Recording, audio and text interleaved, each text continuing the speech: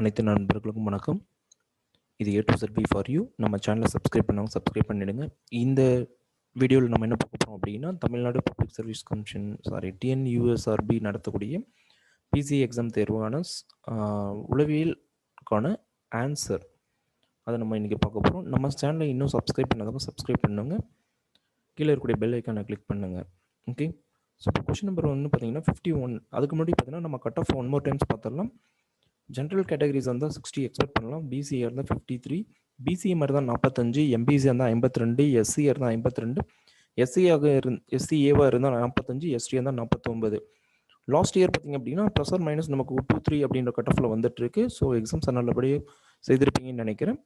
So வாங்க இப்போ வந்து பார்த்திங்கன்னா நம்ம கொஷின் 51லேருந்து 80 வரைக்கும் இருக்கக்கூடிய கொஸ்டின்ஸ்க்கான ஆன்சர் எப்படின்றத பார்த்துடலாம். கொஷின் நம்பர் 1, 5/9 / 55 என்ன அப்படின்ற மாதிரி கொஸ்டின்ஸை கேட்டிருக்காங்க. ஸோ அதுக்கான ஆன்சர்ஸ் பார்த்தீங்க அப்படின்னா 5/14 பெருக்கும்போது 51, 9 எதால் பெருக்குன்னா நமக்கு வந்து 99 வரும் அப்படின்றத நம்ம பார்க்கலாம். ஓகேங்க, ஸோ இப்போ பாருங்க 5 × 11. Okay, one second.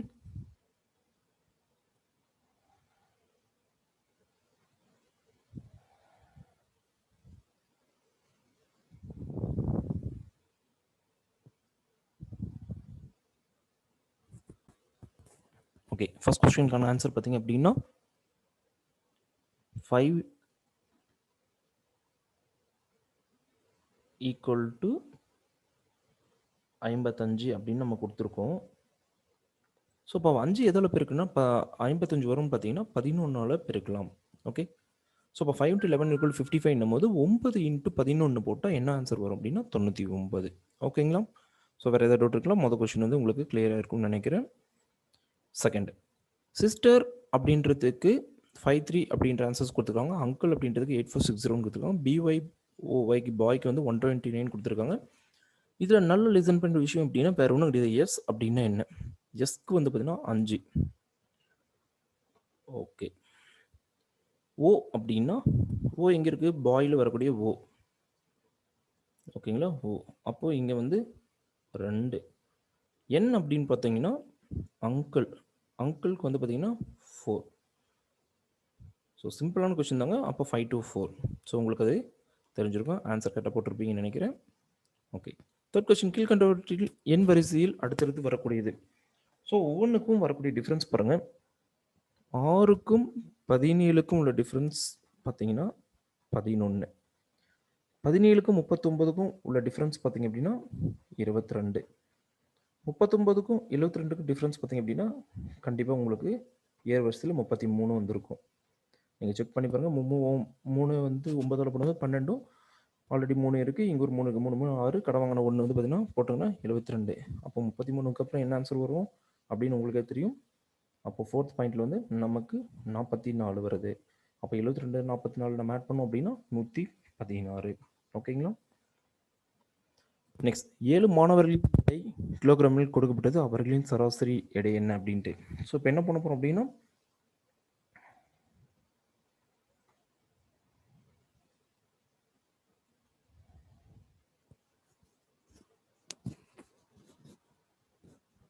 Okay, so அப்போ சராசரின்னும் போது உங்களுக்கு தெரியும் 366 எல்லாத்தையுமே நான் டோட்டல் பண்ணி எத்தனை பேர் இருக்காங்க அப்படின்றது நம்ம டிவைட் பண்ணோம் அப்படின்னா உங்களுக்கு ஆன்சர் வந்து கிடைச்சிரும்.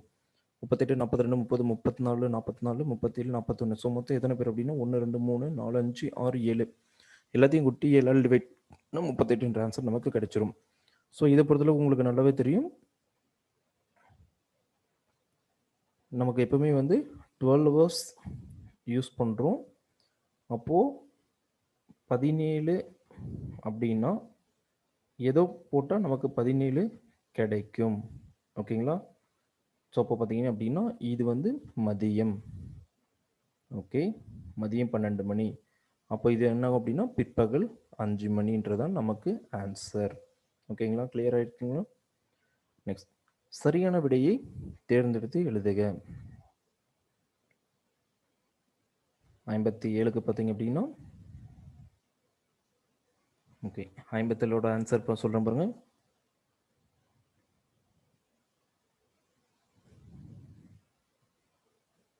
ஓகே, அதுக்கு முன்னாடி ஒரு கொஸ்டின்ஸ் 56. இவைகளில் பொருத்தமில்லாதது எதுன்னு கேட்டிருக்கோம். அணில், 4 கால் இருக்குது, எலி 4 கால் இருக்குது, பள்ளிக்கு 4 கால் இருக்குது. லாங்குவேஜ் படி பார்த்தீங்கன்னா குயிலுக்கு அப்போ நமக்கு 2 கால் தான் இருக்குது அப்படின்னு நம்ம நினச்சிக்கலாம். இது பறக்கக்கூடியது. ஸோ எந்த சைக்காலஜி படி பார்த்தாலும் நீங்கள் அதை ஆன்சர் பண்ணிடலாம். நெக்ஸ்ட் பார்த்தீங்கன்னா சரியான விடையை தேர்ந்தெடுத்துருக்க ஏபிசி. ஓகே, ஸோ இது பார்த்த உடனே நம்ம கண்டிப்பாக ஆன்சர் பண்ணியிருப்பீங்க. ஓகே, ஸோ நல்லா கவனிச்சிங்க. ஏ ஆரம்பம், ஜட்டு கடைசி, பி ஆரம்பம், ஜட்க்கு முன்னாடி, சி ஆரம்பம் கடைசி. அப்போது நல்லா கவனிச்சிங்க. இங்கே சின்னு வரும்போது நம்ம என்ன கொடுக்கணும்? எக்ஸ்ன்னு கொடுக்கணும். தெரியுதுங்களா? சிக்கு எக்ஸ் நான் எழுதாமல் இருக்கேன். ஓகே, செகண்ட் வந்து பிக்கு என்ன இருக்குது? ஒய். பிக்கு என்ன இருக்குது? ஒய். ஓகே, ஏக்கு என்ன இருக்குது? ஜட். அப்போது ஆன்சர் பார்த்தீங்க அப்படின்னா XYZ. ஓகேங்களா? ஸோ முருகன் சம மதிப்பு உடைய கேள்விகளை கொண்ட தேர்வு எழுதினான். அதன் 10 கேள்வி, அவர் 10 கேள்வி ஆன்சர் பண்ணியிருக்காரு. ஓகே, அவர் 10 கேள்வி வந்து ஆன்சர் பண்ணியிருக்காரு அப்படின்னு சொல்லியிருக்கோம். அதில் வந்து பார்த்தீங்கன்னா எத்தனை கொஷின்ஸ் கேட்டிருக்காங்க அப்படின்னும் போது மொத்தம் வந்து 40 கொஷின்ஸ் போட்டுங்க. 40 × 10 கேள்வி. அதுக்கு நம்ம வந்து பார்த்தீங்கன்னா மொத்தம் 100 கேள்வின்னு வச்சுக்கலாம். 100 கேள்வி வந்து எக்ஸ் அண்ட் கொஸ்டின்ஸ் ஆன்சர் பண்ணாங்க. அதில் வந்து 10 தப்பாக இருக்கிறதுனால நமக்கு டிவைட் பண்ணும்போது 4/24 வருது. அப்போது நமக்கு 25% அப்படின்றது ஆன்சர் வந்து சரியானது. அடுத்து வந்து 59வது கேள்விக்கானது வானூர்தி விமான ஓட்டி அப்படின்றது உங்களுக்கு தெரியும். அடுத்து பார்த்தீங்க அப்படின்னா 60வது கொஷின். 60வது கொஷின் எனக்குன்னா ஒரு குறிப்பிட்டு உள்ள, இதை நான் ஆல்ரெடி சொல்லிட்டேன். இப்போது ஓகே, லெசன் அப்படியே பார்த்துருங்க.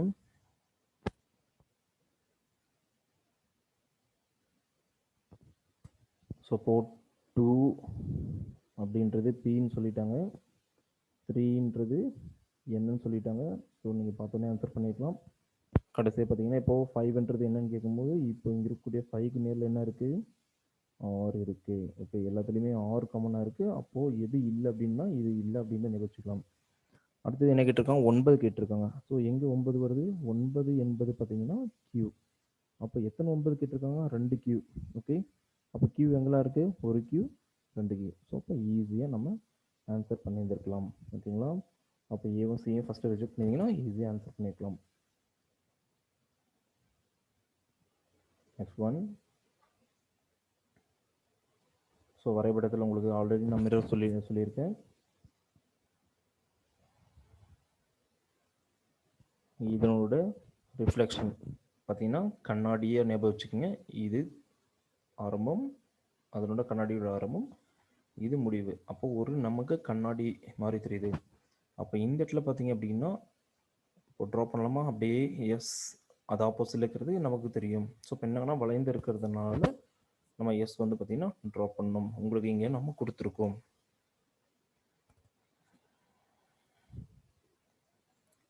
நெக்ஸ்ட் ஒன்று பார்த்தீங்க அப்படின்னா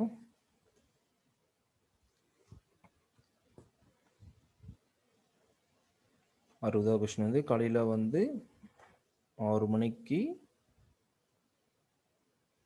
6:40க்கு ராஜேஷ் கிளம்புறாரு அப்படின்னு நம்ம சொல்லியிருக்கோம். அது உங்களுக்கு ஆல்ரெடி சொல்லியிருக்கு. ராஜேஷ் காலைல 6:40 கிளம்புறாரு. 25 நிமிஷம் வந்து பார்த்தீங்கன்னா நடக்கிறாரு. அப்போ டைம் பார்த்தீங்கன்னா 7:05, 15 நிமிஷம் வந்து சாப்பிட்றாரு. அப்போ பார்த்தீங்கன்னா வந்து 7:05 15 நிமிஷம் சாப்பிடும்போது 7:20. அப்போ காலையில் வந்து 7:20க்கு அவர் போய் ரீச் ஆயிருக்காரு. 63வது கொஸ்டின்ஸ் பொறுத்தளவுக்கு பார்த்தீங்கன்னா அறிஞர் தொழில்நுட்ப வல்லுநர் உங்களுக்கு தெரியும். மனித மூன்றுமே குறிக்கக்கூடிய படம் அப்படின்னா நமக்கு வந்து பார்த்தீங்கன்னா ஃபுல்லாக வந்து ஒரு பெரிய வட்டம், அதுக்கு 2 நடுவில் சிறிய வட்டம். ஒரு போலீஸ் அப்படின்றதுக்கு ரிவர்ஸில் கொடுத்துருக்காங்க. நம்ம உங்களுக்கு தெரியும் இ கடைசியில் இருக்குது, சி கடைசியில் இருக்குது. அதே போல் தான் அங்கே என்ன எழுத போகிறோம் அப்படின்னா கல்பிஆர்ஐடி அப்படின்னு கொடுக்கும்போது TIRPLUC அப்படின்னு கொடுத்துருக்கோம். தற்போது தந்தையின் வயது 5 ஆகும். 4 ஆண்டுகள் இருக்கிறது. தந்தையின் வயது மகன் வயது 4 மடங்கு அதிகமாக இருக்குன்னா இப்போ வந்து நீங்கள் 4 மடங்கு அதிகமாக இருக்கக்கூடியது பாருங்கள். 10 × 4 40, 6 × 4 24. ஸோ இங்கே கொஞ்சம் வேரியேஷன்ஸ் இருக்குது, செக் பண்ணலாம். 5 20. அப்போ 3 ஆன்சர் நமக்கு சரியாக இருக்குது.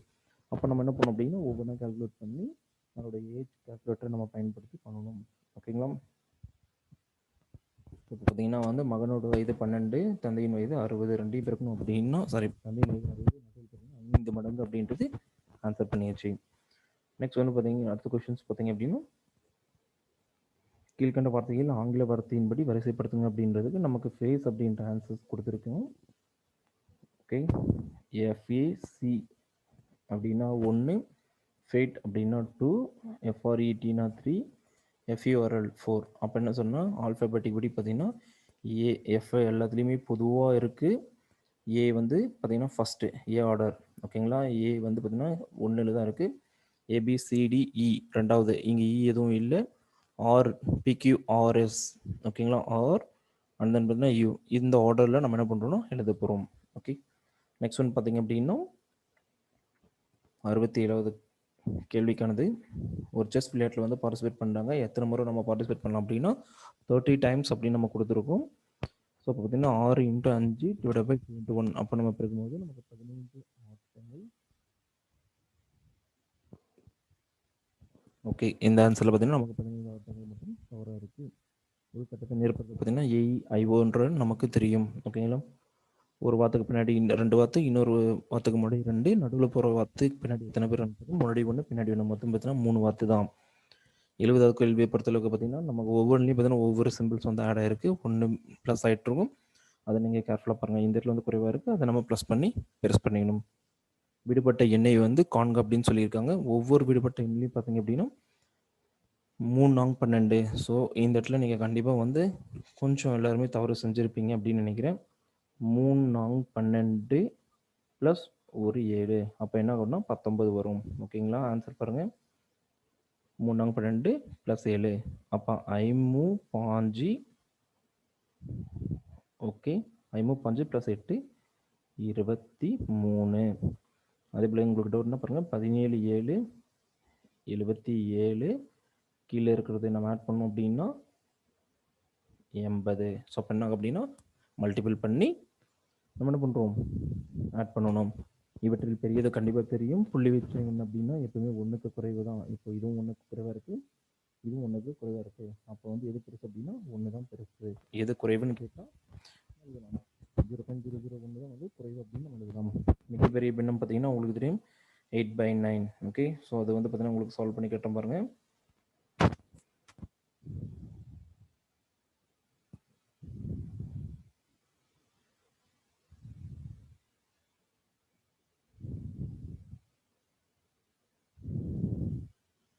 ஓகே, ஒவ்வொன்றையும் நீங்கள் எடுத்து என்ன பண்ணணும் அப்படின்னா 8 மேலே 9ஆல் கொடுக்கும்போது 10லேருந்து 0 வாங்குறீங்க, ஒரு புள்ளி வைக்கிறோம்.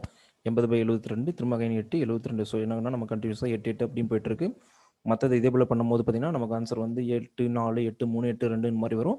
அதிகமாக வரக்கூடியது பார்த்தீங்கன்னா 0.88 தான் நமக்கு பெரிய வேல்யூவாக இருக்குது. ஸோ அடுத்த பாக்ஸில் பார்த்தீங்க அப்படின்னா நமக்கு ஒரு பாக்ஸ் வந்து விடுபட்டிருக்கு. அந்த விடுபட்ட ட்ரையாங்கிள். ஸோ பார்த்தீங்க அப்படின்னா ஒரு முக்கோணத்தில் வந்து பார்த்தீங்கன்னா எத்தனை முக்கோணம் அப்படின்னு கேட்டிருக்காங்க. 1 2 3 பாக்ஸ் இருக்குது. 3 பாக்ஸ்லையும் பார்த்தீங்கன்னா 4 முக்கோணங்கள் இருக்குது அப்படின்னு சொல்லியிருக்காங்க. அதை எப்படி கால்குலேட் பண்ணுறாங்க, 4 × 2 8.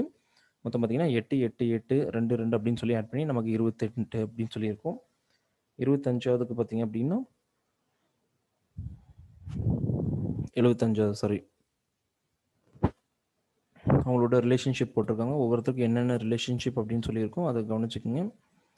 ஸோ பாரதி நிலா அப்படின்னா ப்ளஸ் மைனஸ் போட்டு ஆதித்ய பானு ஜெயந்தி அப்படின்னு போடும்போது அவங்களுக்குள்ள ரிலேஷன்ஷிப் வந்து மனைவி அப்படின்னு சொல்லியிருக்கோம். ஓகே, இப்போ 76வது கேள்வி உங்களுக்கு பார்த்தோன்னே தெரியும். ரோஜா மல்லிகை சம்மந்தி இதெல்லாமே மலர்ந்தது மொட்டு அப்படின்றது இதனோட பொதுவானது. வரைபடத்தில் பார்த்தீங்க அப்படின்னா இது வந்து மிரர் சிம்பிள்ஸ் வந்து உங்களுக்கு காமிச்சிருக்கு. இதனோட மிரர். ஸோ கண்ணு மூக்கு இதுக்கு இதனோட ஆப்போசிட்டில் இருக்குது. அதே போல் இது எப்படி இருக்கும் அப்படின்னா இது வி ஷேப்பில் ட்ரா பண்ண போகிறோம். அடுத்தது இது ஒரு வி ஷேப்பில் ட்ரா பண்ண போகிறோம். அடுத்தது ஃபேஸ் ரவுண்டாக ட்ரா பண்ண போகிறோம். கண் அந்த பக்கம் பார்த்ததுனால நம்ம இந்த பக்கம் ஒருத்த மாதிரி ட்ரா பண்ணிக்கோங்க. அதே போல் வாய் இந்த பக்கம். இதில் எதுக்கு மேட்ச் ஆகுதுன்னா இது வந்து மேட்ச் ஆகலை. அதே போல் பார்த்தோம்னா இதுவும் மேட்ச் ஆகலை. இது மேட்ச் மோரலஸ் ஆகுது, ஆனால் வந்து ஃபேஸ் பார்த்தீங்கன்னா ரிவர்ஸில் இருக்குது. அப்போ மேட்சிங் எதுனா நமக்கு டி ஆன்சர் தான். வரைபடத்தில் காலியாக இருக்கக்கூடியது வந்து உங்களுக்கு பார்த்தது தெரியும். ஸோ இது ஒரு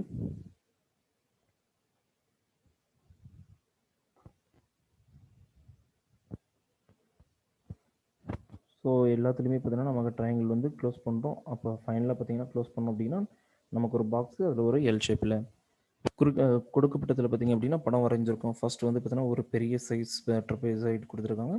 அப்புறம் பார்த்தீங்கன்னா ஒரு சர்க்கிள். இங்கே பெரிய சைஸ் ட்ரபேஸோட ஒரு குட்டி இதை ட்ரா பண்ணுங்க. அப்போது ஒரு பெருசுக்கு முன்னாடி என்னன்னா ஒரு சின்ன சர்க்கிள் நம்ம ட்ரா பண்ணுறோம். அந்த மாதிரி எது இருக்குது அப்படின்னு சொன்னால் நமக்கு இது ஆப்ஷன். கொடுக்கப்பட்ட தொடரில் பார்த்தீங்கன்னா விடுபட்டது பார்த்தீங்க அப்படின்னா உங்களுக்கு தெரியும் இதனோட டிஃப்ரென்ஸ் 3 3 9. இப்போ 9க்கும் 27க்கும் முன்னாடி டிஃப்ரென்ஸ் அப்படின்னா அதுவும் 3. ஓகே, 27க்கும் 81க்கும் நடுவில் பார்த்தீங்கன்னா அதுவும் 3. அப்போ என்ன சொன்னால் 81 3ஆல் பெருக்கும்போது 241 ஆன்சர் சரியாக கிடைக்கும். ஓகேங்களா? ஸோ எல்லாருமே நன்முறையில் பார்த்தீங்கன்னா இந்த 30க்கான கொஷின்ஸ் ஆன்சர் பண்ணியிருப்பீங்கன்னு நான் நம்புகிறேன். ஸோ ஏதாவது டவுட் இருந்து அப்படின்னா விரைவில் வந்து நான் உங்களுக்கு அடுத்த கொஷின்ஸ் ஃபைனல் அஃபிஷியல் கொஷின் வரும்போது ஆன்சர் பண்ணுறேன். நம்ம சேனலை சப்ஸ்கிரைப் பண்ணாதவங்க சப்ஸ்கிரைப் பண்ணுங்கள். கீழே இருக்கக்கூடிய பெல் ஐக்கன் கிளிக் பண்ணுங்கள், ஷேர் பண்ணுங்கள். இனி வரும் காலங்களில் ஒவ்வொரு எக்ஸாம்ஸ்க்கான மாடல் எக்ஸாம்ஸ் கொஷின் பேப்பர்ஸ் இது சம்மந்தப்பட்ட அனைத்தும் பார்த்தீங்கன்னா நம்மளோட A to Z V4 channel வந்து அப்லோட் பண்ண போகிறோம். நன்றி, வணக்கம்.